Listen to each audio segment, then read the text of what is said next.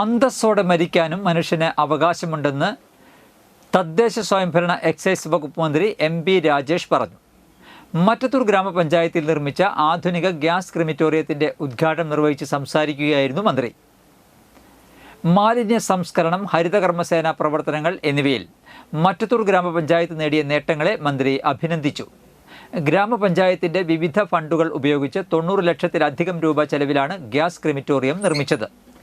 നിർമ്മിതി കേന്ദ്ര വഴി 55 ലക്ഷം രൂപ ചെലവിൽ കെട്ടിടവും അനുബന്ധ സൗകര്യങ്ങളും ബാക്കി തുകയ്ക്ക് ഫർണസ് ചേംബർ എന്നിവയും സജ്ജമാക്കി. മറ്റത്തൂർ ഗ്രാമപഞ്ചായത്ത് 13-ാം വാർഡിലെ മാങ്കുറ്റിപ്പാടത്താണ് ക്രിമിറ്റോറിയം നിർമ്മിച്ചിരിക്കുന്നത്. കെ രാമചന്ദ്രൻ MLA അധ്യക്ഷനായ ചടങ്ങിൽ ഗ്രാമപഞ്ചായത്ത് പ്രസിഡന്റ് അശ്വതി ബിബി സ്വാഗതം പറഞ്ഞു. Panchayat assistant engineer Divya Gopinath report അവതരണം നടത്തി. ചടങ്ങിൽ block panchayat president KM Chandran, ജില്ലാ പഞ്ചായത്ത് അംഗം ജനീഷ് P. ജോസ്, ബ്ലോക്ക് പഞ്ചായത്ത് അംഗം EK Sadasivan, MR Ranjith, TK Asain, Sajitha Rajeevan, panchayat vice president Shando Kaitharath, സ്ഥിരം സമിതി അംഗങ്ങളായ സനില ഉണ്ണികൃഷ്ണൻ, ഷെയ്ബി സജി, പഞ്ചായത്ത് സെക്രട്ടറി PS പ്രദീപ് കുമാർ തുടങ്ങിയവർ പങ്കെടുത്തു.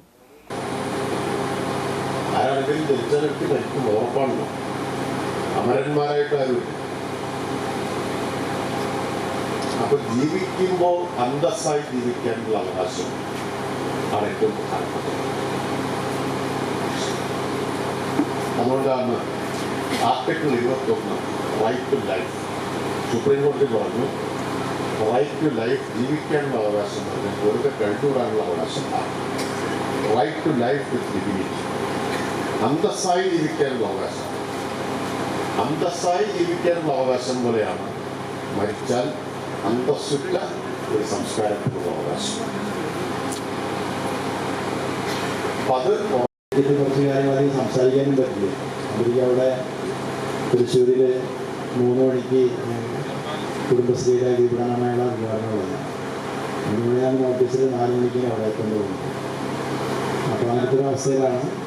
അപ്പോൾ ചിലപ്പോൾ വീണ്ടും പ്രസംഗിക്കുന്നത് വരും. മറ്റൊരു അധ്യക്ഷ പ്രസംഗം ചുരുക്കി നടത്തിയിട്ട് കുറേ കാര്യങ്ങൾ പറയാണ്ടല്ലോ. അത് പഞ്ചായത്തിൽ എന്തെല്ലാം കാര്യങ്ങൾ നടന്നിട്ടുള്ളത്. മികച്ച പഞ്ചായത്താണ് അല്ലേ?